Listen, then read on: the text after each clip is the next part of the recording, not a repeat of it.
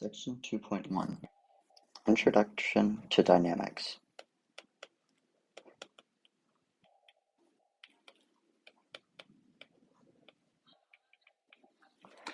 In this section, we will be discussing the laws and basics of dynamics, which will involve the formalisms of Newton. We'll start by discussing reference frames and the first law of Newton. I'm going to preface this by saying that Newtonian dynamics is one of the first methods of dynamics that we will see. So we'll have Newtonian,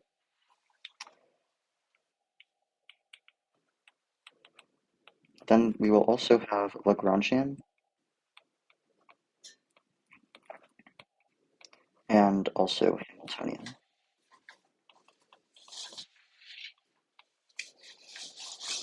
Lagrangian and Hamiltonian mechanics come later.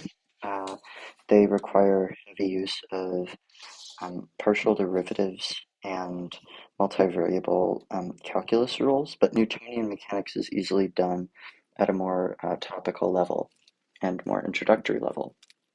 So we will start using Newtonian dynamics. Now, when we see moving objects, we will usually think about our everyday experiences. That's what's great about dynamics. I can think about an apple.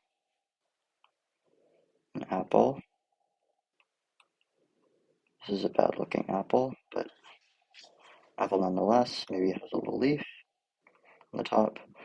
And the apple could be dropped from a tree, in Newton's case, and well, the apple would fall down.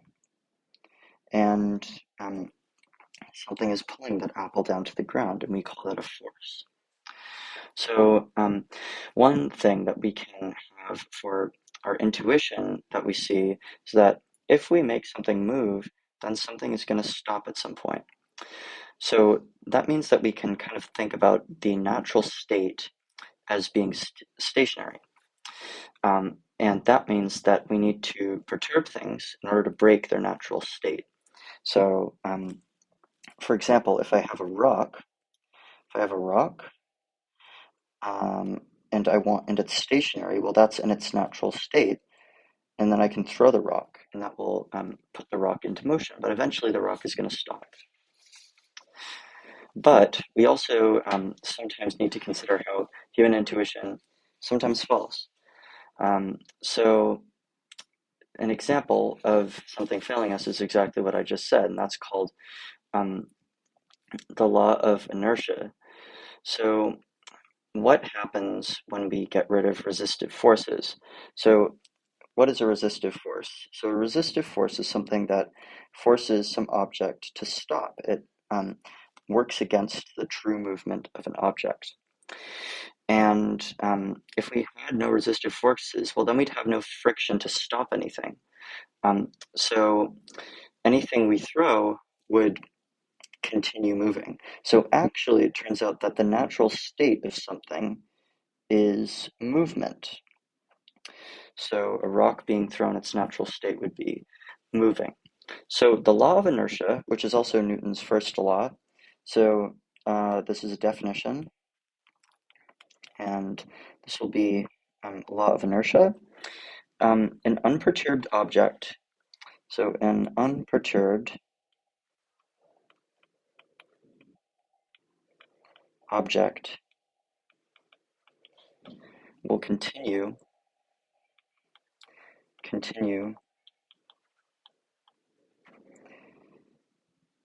on its state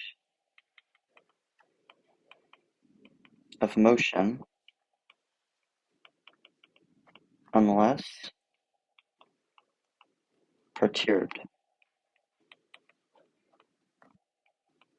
Okay, so that is the law of inertia, Galileo's law of inertia. So we can elaborate on this, and we can say that there's something called an inertial reference frame. So an inertial reference frame is a frame in which unperturbed objects remain at constant velocity. So an inertial reference frame is a reference frame that moves at constant speed unless we perturb it. So the Earth is kind of an inertial reference frame, and we could have used it as an inertial reference frame for many years. However, now we have more and more precise measurements that we want to make, and we can't treat Earth as an inertial reference frame anymore, but for the purpose of mechanics, we can. We can also think of a perfect reference frame, and that's going to be an inertial observer moving through a constant, moving at constant speed across just empty vacuum space in a straight line. So it's impossible to have that kind of system because you would have a little guy moving through space in complete emptiness. But the reason it's impossible to have is because you also require an observer. That observer is also something that could perturb the universe. I mean, it would do so on the quantum scale, but that's not important because it is no longer a vacuum. So it's impossible to have a completely unperturbed system. But we can still use this as an effective abstraction to work with dynamics. So we'll, from now on, consider all reference frames to be inertial unless otherwise stated. Okay, so now we can move to the second law from Newton. So essentially what we have here is an idea where we have two objects. So these objects could interact with each other. And because of that, they would change their state of motion. So we can determine that any force is relative or proportional to any change in velocity, dv dt, which is thus proportional to some acceleration. So, of course, I drew these vectors here, and that's how we conceptualize these forces with vectors. Now, different objects are going to react differently to same forces. So we need to define the correct constant. So we are going to put inertial mass as our constant of proportionality. So F is going to be equal to the inertial mass times the acceleration. Okay, so this is coming together. So Newton identified inertia to be proportional to the amount of matter in an object. So since the inertial mass is an object, we can deduce that the mass here is going to be a scalar. So we're multiplying a vector by a scalar, and that's yielding another vector. So that means that if I have the force vector, then the acceleration vector is going to be some scalar multiple of that force vector, which is going to be parallel. So thus, we have the force is parallel to the acceleration. Okay, so inertial mass is also not going to depend on velocity, so it's just going to be a scalar. And another note is that through the law of inertia, the Newton's second law that we have here, so I'll do another definition. F equals MIA.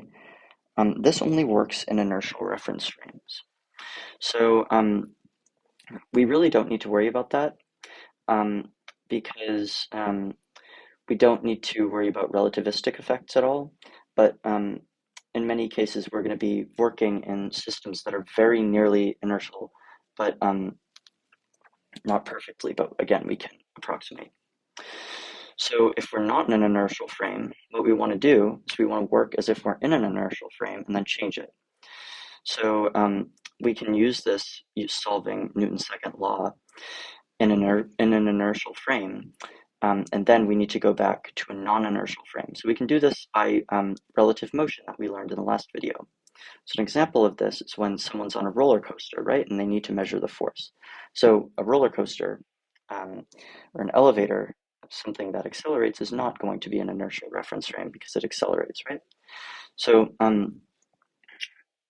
we will be looking at that later. So something else to note is that we're only going to be working with derivatives up to order 2. So we have position, we have velocity, and we have acceleration. The next quantity is something called jerk, which is the third derivative of position with respect to time, but that does not impact forces at all. That's something that could affect other things, but for movement of objects, it's not particularly important. So all we need is acceleration. So finally, I would like to describe how Newtonian mechanics is time invariant. So things that happen forwards could also happen backwards. Obviously, that's not feasible, but it's true. So if I make the substitution, t goes to t prime, which is equal to negative t, well then a prime is going to be equal to d squared r by dt prime squared.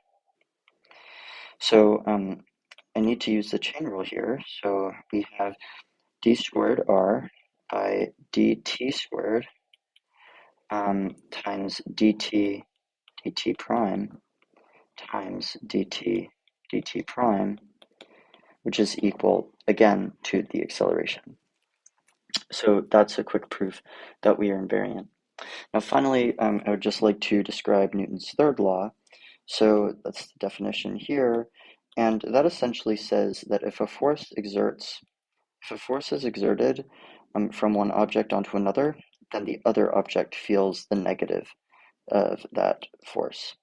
So essentially, if I have an object here and I bounce into an object here, so this is the before frame, this is Fij, well then when this hits, then they're going to feel another force, negative Fji.